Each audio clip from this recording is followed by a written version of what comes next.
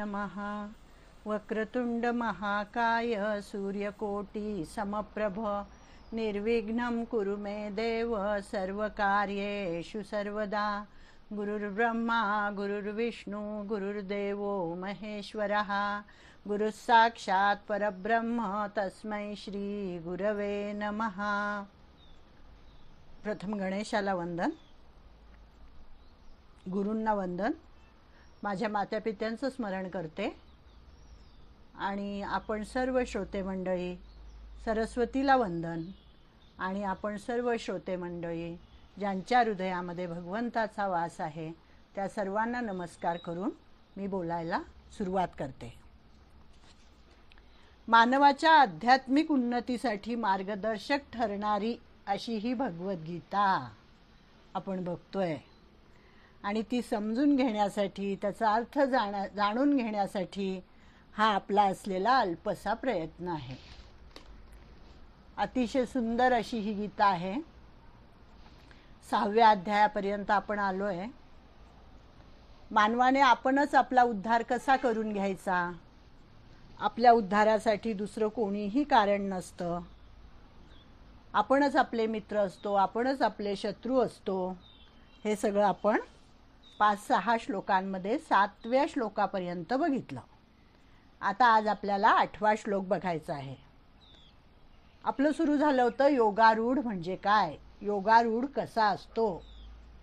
4थ्या श्लोकापासून सुरू झालं होतं यदा हिनेंद्रियार्थेषु न कर्मस्वनुषज्यते सर्वसंकल्प संन्यासी योगारूढस्तदोच्यते।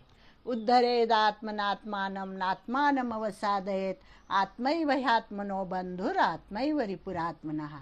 बन्धुरात्मात्मनस्तस्य येनात्मैवात्मना जितः अनात्मनस्तु शत्रुत्वे वर्तेतात्मैव शत्रुवत्।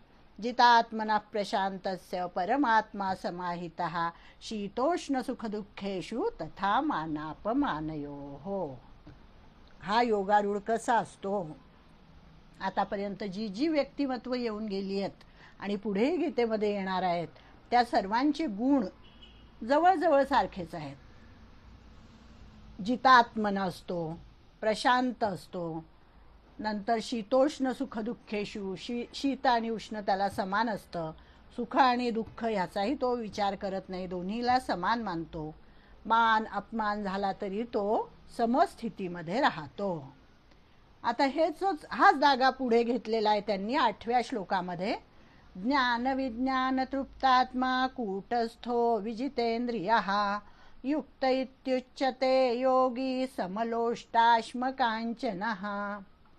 कसा असतो हा योगी, तर याला ज्ञान आणि विज्ञान तृप्तात्मा असा हा असतो। ज्याचे अंतःकरण ज्ञान विज्ञानाने तृप्त झाले आहे। कूटस्थो म्हणजे जो ऐरणीप्रमाणे अविचल आहे, निर्विकार आहे, ज्याने संपूर्ण इंद्रिय जिंकली आहेत, विजितेंद्रियः, आणि जो माती दगड आणि सोने याविषयी समदृष्टी ठेवणारा आहे। समलोष्टाश्म कांचनः अशा योग्याला योगारूढ असे म्हटले जाते। असा या श्लोकाचा सरळ सरळ अर्थ आहे।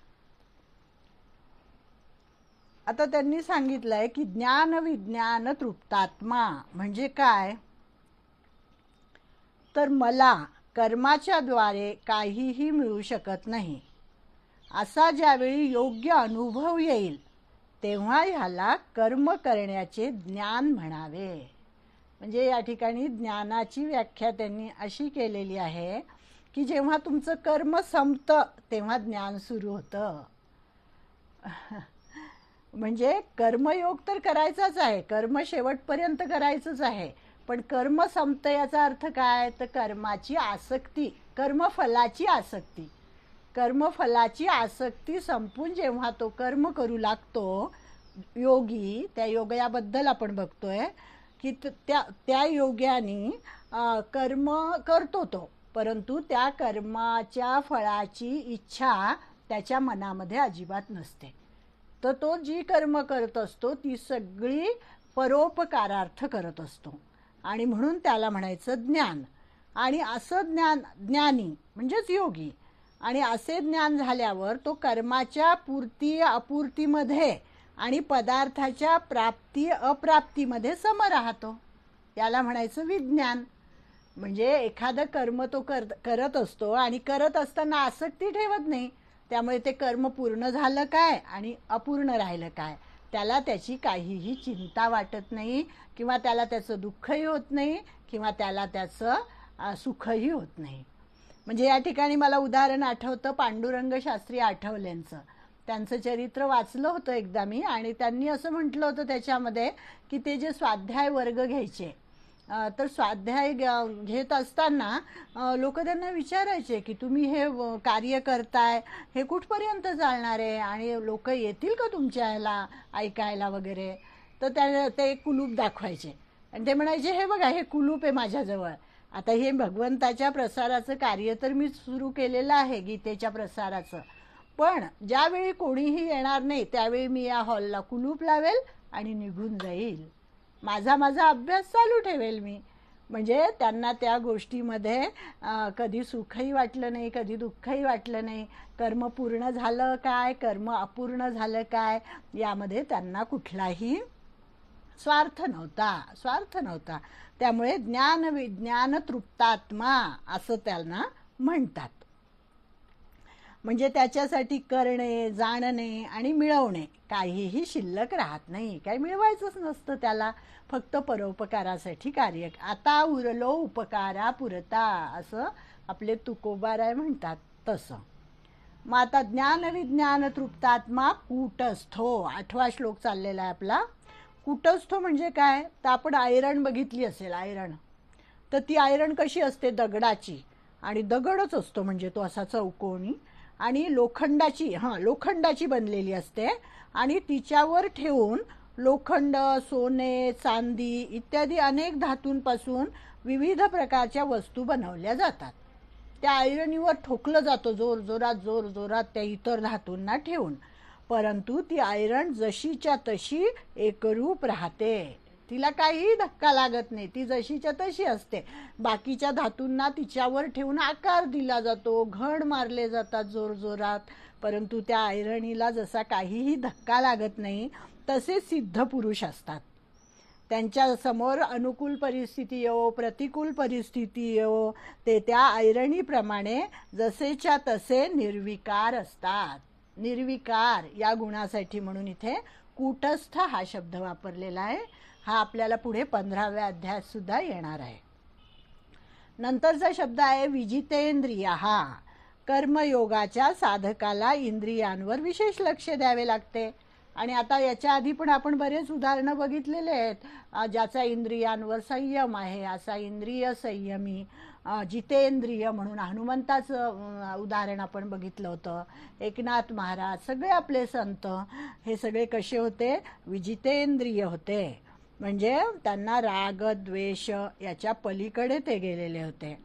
आणि कर्मफलाच्या त्यागात, कर्मफलाचा जेव्हा त्याग करायचा असतो तेव्हा विजितेंद्रियता ही मुख्य आहे. म्हणजे माझ्या इंद्रियांसाठी मला कुठलं सुख आहे, मला कुठलं दुःख आहे, अनुकूल काय आहे, प्रतिकूल काय आहे, हा विचारच जेव्हा संपतो तेव्हा तो संत, ते भक्त, ते ज्ञानी, तो योगी आपोआपच काय होतात, ते विजितेंद्रिय असे होतात. आणि पुढचं आहे समलोष्टाश्म कांचन. तर लोष्ट म्हणजे काय, लोष्ट म्हणजे मातीचं ढेकूळ, अश्म म्हणजे दगड, आणि कांचन म्हणजे सोनं. म्हणजे समलोष्टाश्म कांचन. सम राहण्याचा अर्थ असा नाही आहे, हे मी मागे पण एकदा उल्लेख केला होता की मातीचं ढेकूळ आहे, दगड आहे, सोनं आहे, ह्याचं काय त्या योगाला ज्ञान नसतं असं नाही. त्याला सगळं त्याचे उपयोगसुद्धा माहिती असतात. त्याच्याप्रमाणे तो वागत पण असतो, अनुरूप व्यवहारही त्याच्याशी करत असतो. परंतु धनसंपत्ती नष्ट झाली तर त्याच्या मनावर काहीही परिणाम होत नाही. याला म्हणायचं समलोष्टाश्म कांचन. म्हणजे मातीचं ढेकूळ आणि सोनं याला तो समान समजतो, याचा अर्थ तो मातीचं ढेकूळ देऊन सोनं विकत घेतो असं होईल का कधी? असं कधीही होणार नाही. तर सम राहणं म्हणजे काय, तर धनसंपत्ती नष्ट झाली तरी त्याच्या मनावर काहीही परिणाम होत नाही. सोने मिळाले तरी त्याच्या मनावर काहीही परिणाम होत नाही.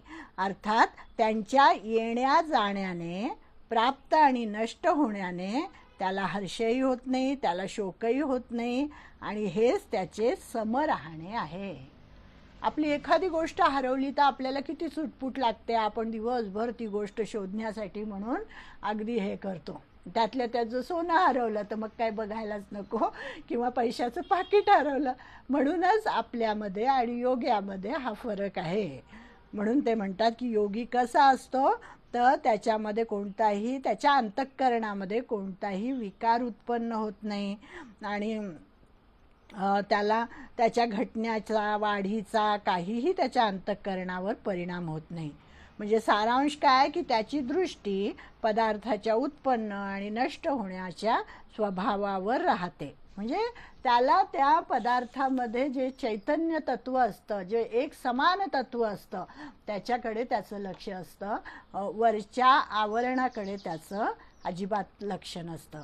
म्हणजे त्याला माहिती आहे की त्याची या अनित्यतेवर दृष्टी असल्याने त्याला सोने, दगड, ढेकूळ यात तत्वतः काहीही फरक दिसत नाही. या तिन्हीची नावे यासाठी घेतली की यांच्याशी व्यवहार तर यथायोग्यच झाला पाहिजे आणि यथायोग्य करणेच उचित आहे. परंतु तो व्यवहार यथायोग्य करत देखील असतो, परंतु त्याची दृष्टी त्यांच्या विनाशीपणाकडे असते. की कितीही सोनं म्हटलं तरी ते शेवटी नाश पावणारे, कितीही लाकूड, लोखंड म्हणा, किंवा म्हणजे त्याच्यातले जे आता व्यवहाराच्या दृष्टीने जर बघितलं तर सोन्याची किंमत जास्त आहे, मातीच्या ढेकळाला काहीही किंमत नाही आहे. परंतु ते ज्या समान अणुरेणूपासून बनलेले आहेत आणि त्यात जे परमात्म तत्व एक समान आहे आणि परिपूर्ण आहे, त्या परमात्म तत्वाची स्वतः सिद्ध समता त्याच्या लक्षात आलेली असते योग्याच्या. आणि म्हणून समलोष्टाश्म कांचना हा गुण त्याच्याकडे असतो. म्हणजे ज्ञान विज्ञान तृप्तात्मा, कूटस्थ, विजितेंद्रिय आणि समलोष्टाश्म कांचना, असे 4 गुण आपण या श्लोकामध्ये बघितले. त्याच्या पुढे तो कसा असतो योगी, तर तो सुहृन्मित्रार्युदासीन, सुहृन्मित्रार्युदासीन मध्यस्थद्वेष्य बंधुषु साधुष्वपि च पापेषु समबुद्धिर्विशिष्यते. म्हणजे याच्यामध्ये 9 हे सांगितलेले आहेत. एक सुहृद आहे, मित्र आहे, वैरी आहे, उदासीन आहे, मध्यस्थ आहे, द्वेष्य आणि संबंधी लोक, तसेच धर्माप्रमाणे आचरण करणारे आणि पापाचरण करणाऱ्यांविषयी सुद्धा. म्हणजे या सगळ्यांविषयी, एखादा सुहृद असेल, मित्र असेल, वैरी असेल, या सगळ्यांविषयी समबुद्धी ठेवणारा असा हा योगी असतो आणि तोच मनुष्य श्रेष्ठ आहे असं यांनी सांगितलंय. म्हणजे त्यांनी सांगितलं की 8व्या श्लोकामध्ये पदार्थांविषयी समता दाखवली, समलोष्टाश्म कांचना वगैरे, आणि ह्याच्यामध्ये या 9व्या श्लोकामध्ये त्यांनी व्यक्तीविषयी समानता दाखवलेली आहे. हा जो योगी असतो हा या सगळ्या वेगवेगळ्या व्यक्तींमध्ये समबुद्धीने त्यांच्याकडे बघतो आणि काहीही पक्षपात तो करत नाही, सगळ्यांना तो समान मानतो. जो मातेप्रमाणेच परंतु ममतारहित होऊन कोणत्याही कारणाशिवाय सर्वांचे हित करणारा असतो. म्हणजे असा ज्याचा स्वभाव असतो. आपली आई कशी असते, एखादं आपलं सुदृढ मूल असेल आणि एखादं अपंग मूल असेल, पण दोघांकडेही ती समान दृष्टीने पाहते. त्यातल्या त्यात त्या अपंग मुलावर ती जास्त प्रेम करते, म्हणून मोठ्यावर तिचं नसतं असं नाही आहे. तर दोघांवरही ती, म्हणजे सुहृद तिला म्हटलेलं आहे, माऊलीला सुहृदाची उत्मा. सुहृन्मित्रार्युदासीन याला सुहृद म्हणतात की जो उपकाराच्या मोबदल्यात उपकार करणारा असतो. उपकाराच्या नाही, तो मित्र आहे.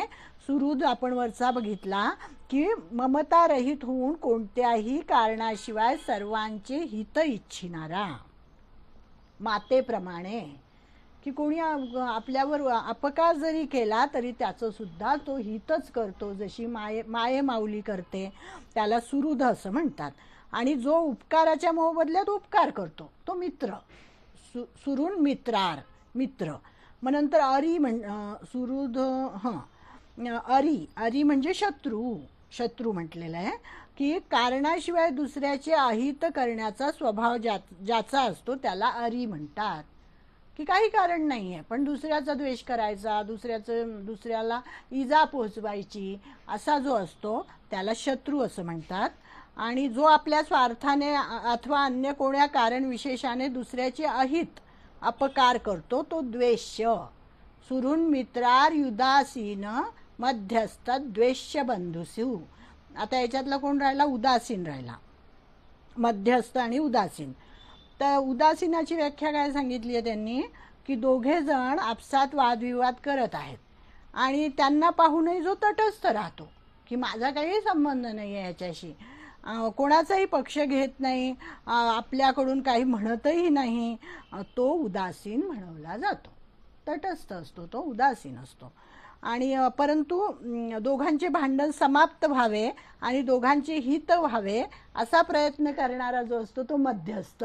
हा शब्द आपल्याला माहिती आहे, मध्यस्थी करणारे बरेच जण असतात, तो मध्यस्थ. मग त्यांनी काय सांगितलं आहे? सुहृद मित्रार युदासीन मध्यस्थ द्वेष्य बघितलं आपण. आणि बंधुषु, बंधू. दुसरा बंधू म्हणजे एकतर बंधू अर्थात संबंधी असतो आणि दुसरा बंधू नाही, परंतु दोघांशी वर्तन करताना त्याच्या मनात कोणताही विषमभाव नसतो.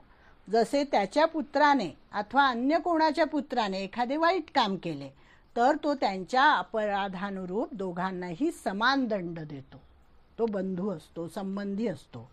तसेच त्याच्या पुत्राने अथवा दुसऱ्याच्या पुत्राने एखादे चांगले काम केले तर त्यांना तो पुरस्कारही देतो, कोणताही पक्षपात तो करत नाही. असं हे सुहृद मित्रार युदासीन मध्यस्थ द्वेष्य बंधुषु. आता साधुष्वपिच पापेषु. साधुष्वपिच पापेषु समबुद्धिर विशिष्यते. साधू कोण असतो? हा माझा पंखा लावा ना, मला गरम होत आहे, हा लावा. साधू कोण असतो? तर श्रेष्ठ आचरण करणारे आणि पापाचरण करणारे यांच्याशी व्यवहार करण्यात तर अंतर असते आणि अंतर असलेही पाहिजे, परंतु त्या दोघांचे कल्याण करण्याविषयी अर्थात त्यांचे हित व्हावे यासाठी दुःखाच्या प्रसंगी त्यांना सहाय्य करणारा हा कोण असतो? साधू असतो. की एखाद्याचं अहित होतंय, त्याचं कल्याण करण्याची इच्छा त्याच्या मनामध्ये जागृत होते, तो साधू हृदयाचा असतो. आणि सर्वांमध्ये एकच परमात्मा आहे असा भाव त्याच्या मनामध्ये जागृत असतो. बुद्धीमध्येही त्याच्या सर्वांचं हित करावं अशी त्याची बुद्धी असते आणि तो सगळ्यांचं हितच चिंतन करत असतो. व्यवहारात आपपर भाव सोडून सर्वांना सुख होईल असं त्याचं वर्तन असतं. आणि ज्याचे ठिकाणी विषमबुद्धी अधिक असण्याची शक्यता असते त्या ठिकाणी ही समबुद्धी होणे विशेष आहे. त्या ठिकाणी समबुद्धी झाली तर सर्व ठिकाणी समबुद्धी होत असते. म्हणजे समबुद्धीर विशिष्यते.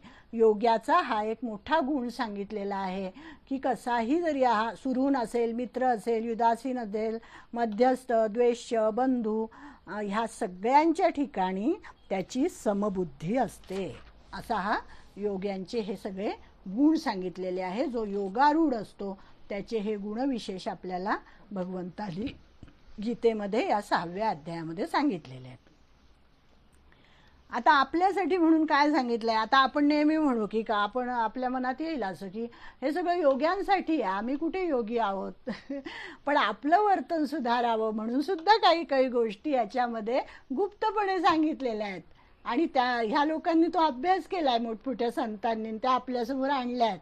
नुसती गीता वाचून काही आपल्याला या गोष्टीचं आकलन होत नाही, पण असा जर अभ्यास केला, आपण ग्रंथ वाचले तर आपल्या थोडंफार लक्षात येतं की आपल्यासाठी काय सांगितलंय. की आता आपल्याला जर चांगलं आचरण करायचं असेल, आता एखाद्याच्या मनात आलं की योगी असा असतो, साधू असा असतो, तर आपल्यातही काहीतरी सुधारणा करावी. मग आपलं पण दुर्वर्तन होऊ नये, चांगलं आचरण व्हावं आमच्याकडून, मग त्याच्यासाठी काय उपाय आहे? मग त्याच्यासाठी त्यांनी 6 गोष्टी सांगितलेल्या आहेत. आपल्याला माहिती आहेत खरं ह्या सगळ्या. त्यांनी सांगितलं आहे, कोणालाही वाईट समजू नये 1, कोणाचेही वाईट करू नये 2, कोणाविषयीही वाईट विचार आणू नयेत. लहानपणी खरं आपल्याला हे सगळं आपलं आईवडील शिकवायचे, पण व्यवहारामध्ये आल्यानंतर आपण या गोष्टी आपोआप विसरलो जातो. म्हणून ह्या पुन्हा आता 50 नंतर आठवायचा प्रयत्न करायचा आहे. कारण आता काय, स्वार्थी संसार खरं तर हळूहळू संपायला पाहिजे आणि निस्वार्थपणाकडे आपली वाटचाल व्हायला पाहिजे, परमार्थाकडे व्हायला पाहिजे. त्यामुळे लहानपणीच्या ज्या गोष्टी आहेत त्या परत आता आपण आठवण करायला काही हरकत नाही. म्हणून त्यांनी सांगितलं आहे, कोणालाही वाईट समजू नये, कोणाचेही वाईट करू नये, कोणाविषयी वाईट विचार आणू नये, कोणातही वाईटपणा पाहू नये, कोणाचाही वाईटपणा ऐकू नये आणि कोणाचाही वाईटपणा सांगू नये. किती सुंदर सांगितलंय बघा. आणि हे सगळं आपण करत असतो, मग ते करू नये असं त्यांनी सांगितलंय. म्हणजे मग आपलं वर्तन सुधारेल आणि दुर्वर्तन रहित असा आपला स्वभाव होईल. चांगुलपणा हे आपलं स्वरूपच आहे खरं तर, परंतु व्यवहारामध्ये वागताना आपण ते विसरून जातो. आणि मग आपल्या मनात असं येतो की नाही आम्ही तर चांगलं वागण्याचा प्रयत्न करतोय, आम्ही साधन करतोय, आम्ही अनेक वर्ष झालं साधना करतोय, जप करतोय, तप करतोय, पूजा करतोय, मग आमच्यामध्ये बदल का होत नाही असं आपल्यालाच वाटतं कधीतरी. मग ते म्हणतात की का नाही होत बदल, तर सदा काय बरं कारण हे आहे म्हणे की आपण चांगुलपणाला प्रयत्न साध्य मानतो आणि वाईटाचा संपूर्णपणे त्याग काही करत नाही. आपण जप करतो, तप करतो, देवाचं नाव घेतो, पूजा करतो आणि आमच्याकडे चांगुलपणा आला असं आपण म्हणतो. पण आपण जेव्हा प्रत्यक्ष व्यवहार करतो, प्रत्यक्ष कर्म करतो, समाजामध्ये इतरांशी जेव्हा आपण वागतो, तेव्हा ते वागत असताना आपण वाईटाचा संपूर्णपणे त्याग केलेला नसतो. वाईटाचा संपूर्णपणे त्याग केल्याशिवाय आंशिक चांगुलपणा वाईटपणाला पुष्ट करत असतो.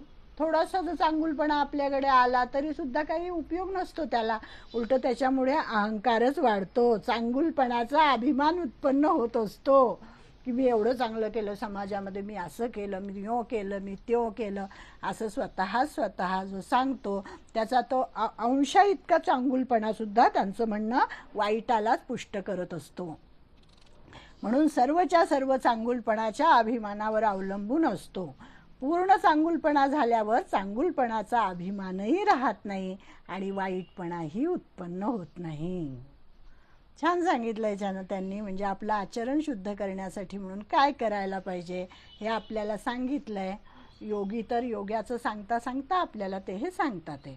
मग आता जी समबुद्धी योग्याला प्राप्त झाली, तो योगी कसा वागतो, तो ध्यान कसं करतो, हे सगळं आता पुढच्या श्लोकामध्ये येणार आहे. योगी युंजीत सततम आत्मानं रहसी स्थितः एकाकीयत चित्तात्मा निराशीर परिग्रहः. भोगबुद्धीने संग्रह न करणारा, इच्छारहित आणि अंतःकरण तसेच शरीराला वशमध्ये ठेवणाऱ्या योग्याने एकटेच एकांतात स्थिर होऊन मनाला निरंतर परमात्म्याच्या ठिकाणी प्रवृत्त करावे. म्हणजे योग्याने काय करावे, योग्याने कसे वागावे, त्याचे आसन कसे असावे, त्याचा आहार विहार कसा असावा, हे आता आपल्याला पुढच्या श्लोकांमध्ये भगवंत सांगणार आहेत.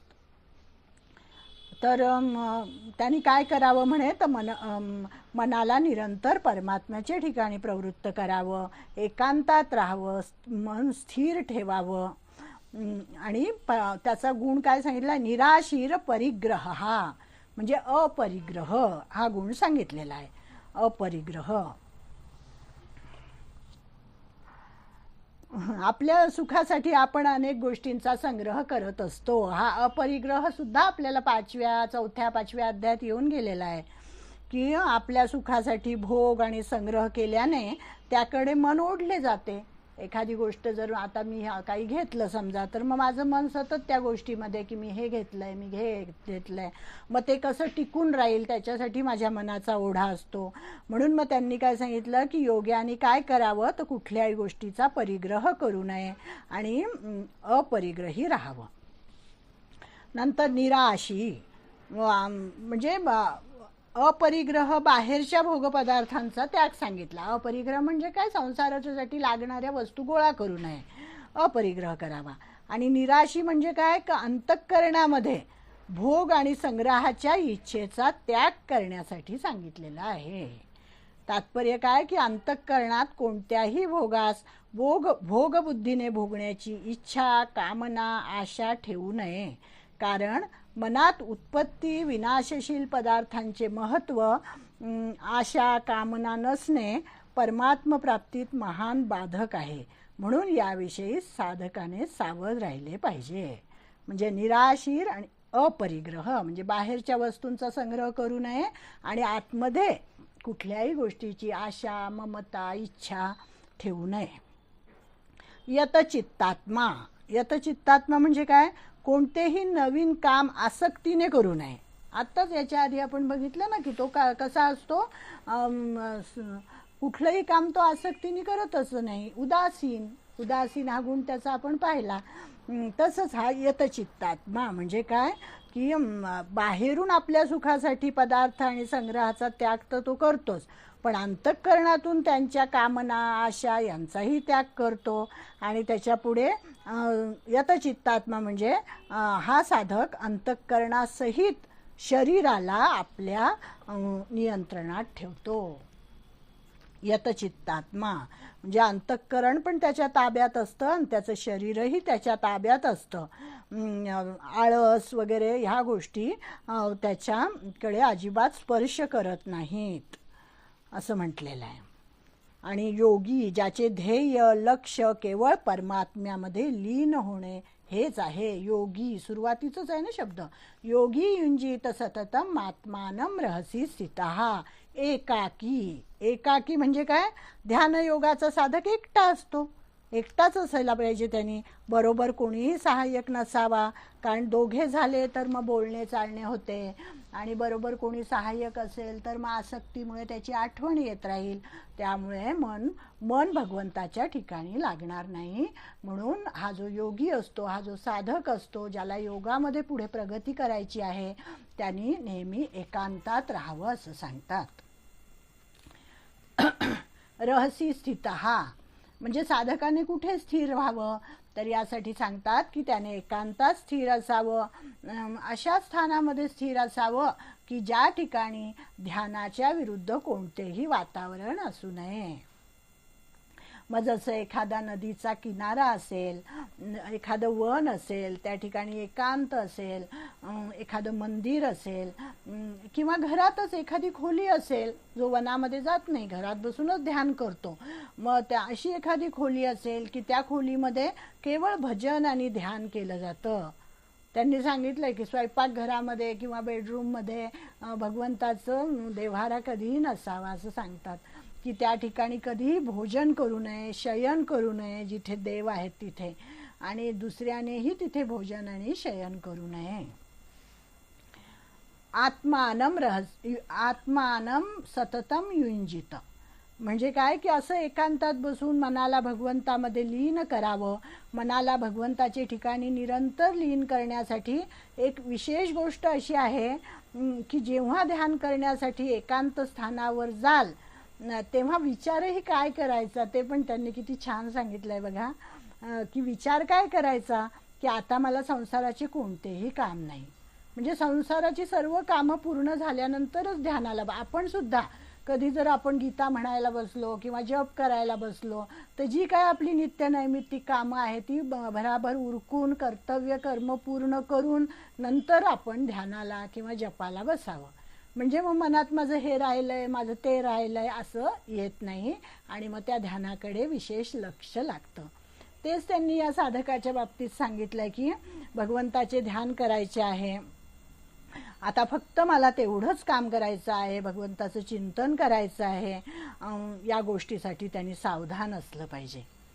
आणि ध्यानाच्या वेळी भगवंताच्या चिंतनात तत्परता हा गुण सांगितलेला आहे त्यांनी, की लगेच आता करू नंतर करू असं नाही, तर लगेचच असा हा ध्यानी असतो, ध्यानयोगी असतो.